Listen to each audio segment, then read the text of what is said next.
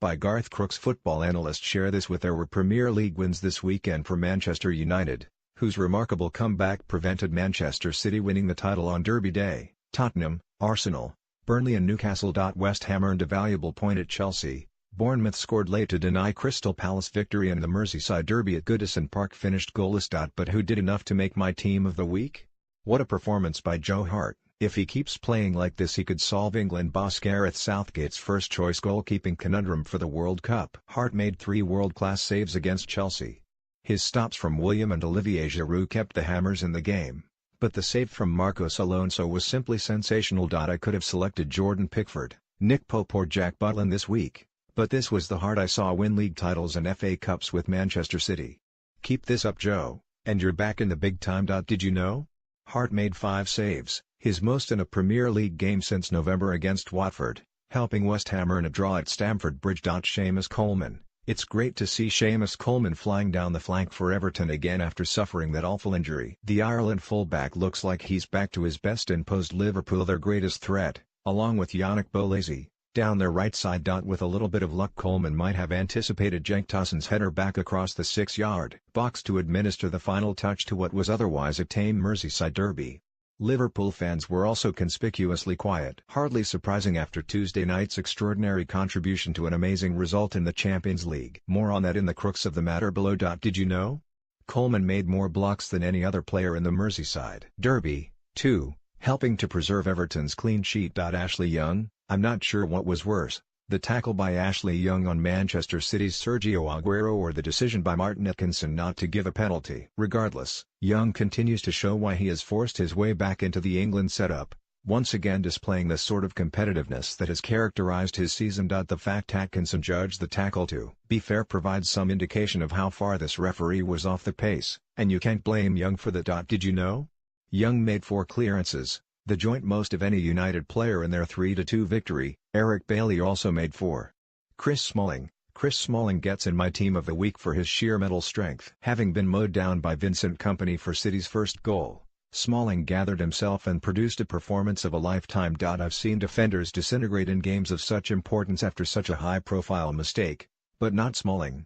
The England centre-back overcame the obvious psychological trauma, dug in and produced a fantastic winning goal. Sometimes you get what you deserve in football. Did you know? Smalling has now scored in 9 Premier League games, finishing on the winning side in all 9. Cesar Azpilicueta. This was a difficult game for Chelsea. Had it not been for the leadership of Cesar Azpilicueta and the sheer enthusiasm of Antonio Rudiger, this might have been a different result for the Blues. In the end, a draw was a fair result. That said, this is not the Chelsea we saw last season, and not the same manager. Last season Antonio Conte kicked every ball on the touchline and the players never gave up. At the moment that desire doesn't appear to be there. These are difficult times for the manager and his players. Did you know? Azpilicueta's 5 Premier League goals have all been against sides beginning with W, 2 each against Watford and West Brom and now 1 against West Ham. Jonjo Shelvey, this was an amazing victory against the 2016 champions by Newcastle. And why I had no choice but to include Jonjo Shelvey in my team of the week. I have to be honest, I don't enjoy putting players like him in my team. I like footballers and there has been far too much over-physicality where Shelvey has been concerned. However, his performances of late have been impressive. With greater levels of fitness and a more reliable temperament, Magpies boss Rafa Benitez could turn him into a top-class player. Certainly England have no one with his ability in midfield, he just can't be trusted right now. Did you know? Shelvey scored with his only shot against Leicester and also made more passes than any other Newcastle player, 34. Luka Milivojevic, I said the last time I picked this player in my team of the week that he had an incredible amount of bottle, a quality Crystal Palace have lacked this season, especially in front of goal.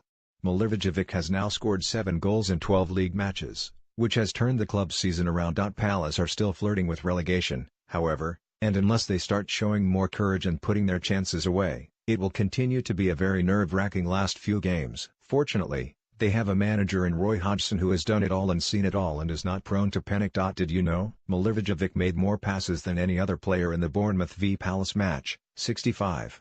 Paul Pogba, I've always maintained that Jose Mourinho plays the best attacking football when his teams are behind and no football at all when they are winning. United lost all their inhibitions when they went 2-0 down, And so did Paul Pogba. His hairstyle might be more suitable on the stage at Crufts, but there is no doubt that when he is on his game, and the handbrake is off, he can do untold damage to the opposition, and he did. He took his 2 goals brilliantly and was the difference between United and City on the day. Did you know?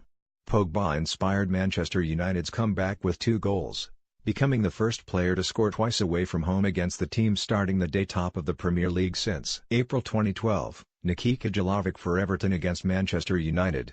Christian Eriksen, I could watch this lad play football all day. Christian Eriksen strolled around the Bet365 stadium like an emperor, head and shoulders above everyone else on the pitch. If he wasn't making runs into dangerous areas, he was wreaking havoc with his precise passes. To beat Stoke away from home after winning at Chelsea last weekend, and in light of goalkeeper Hugo Lloris's shambolic displays, speaks volumes about the team's development. At the heart of these performances has been Eriksen. Did you know? Eriksen found the net with both of his shots on target. Against Stoke, the Dane has had a hand in 10 goals in his last 6 PL games against the Potters, 3 goals, 7 assists. Wilfried Zaha, you would pay money to watch this lad. He's exciting, unpredictable and creates chances. However, a man of Wilfried Zaha's ability is entitled to score more goals. He managed it against Bournemouth and with a little bit of help from his friends Palace would have come away with a vital victory. Zaha is the jewel in the Palace crown and without him the club would struggle. That is why they must resist any overtures from bigger clubs to lure him away from Selhurst Park. Both Crystal Palace and Wilfried Zaha are good for each other. Did you know? Zaha had more shots, 5, and more shots on target, 3, than any other Palace player against Bournemouth, scoring the second goal. Marko Arnautovic, this was another outstanding performance by Marko Arnautovic, only this time against Chelsea. All credit to manager David Moyes and coach Stuart Pearce for getting this mercurial talent playing again. We saw it at Stoke before he left and now their fans must be dreading meeting the Austria International next week in a fixture that would take them a step nearer to relegation. My advice to Stoke fans is leave him alone and don't bring any unwarranted attention to his leaving the Potteries. Did you know? Arnautovic assisted Hernandez's equalizer, the 13th Premier League goal he's been involved in this season, 5 more than any other Hammers player. You've seen my picks this week, but who would you go for? Choose your 11 from the short list selected by BBC Sport journalists and share it with your friends. Pick your 11 from our list and share with your friends. What took place outside Anfield as the Manchester City coach arrived for the first leg of their Champions League fixture was quite disgraceful. I thought that Liverpool fans were above attacking a team coach. Hurl abuse certainly, even stick 2 fingers up if you have to. But a coordinated assault on the team bus? So what's next? Kidnap the coach driver? An immediate apology from the club went some way to healing an incident that could have erupted into something far more serious. I want to be fair to Liverpool fans, other supporters have behaved just as badly. But that is no excuse. I remember playing for Spurs in a North London derby and being besieged on our way to Highbury. I was also present when Spurs fans targeted the Arsenal bus when Sol Campbell returned to White Hart Lane for his first game against his old club. And who can forget the pictures of Jesse Lingard trying to lighten the mood as he lay on the floor of the Manchester United team coach pleading for his mummy to rescue him, having dodged the flying glass on their way to Upton Park. I raise this issue because the shenanigans that took place on the streets of Merseyside marred an otherwise memorable football match. I would have to go back some years to hear Liverpool fans in better voice.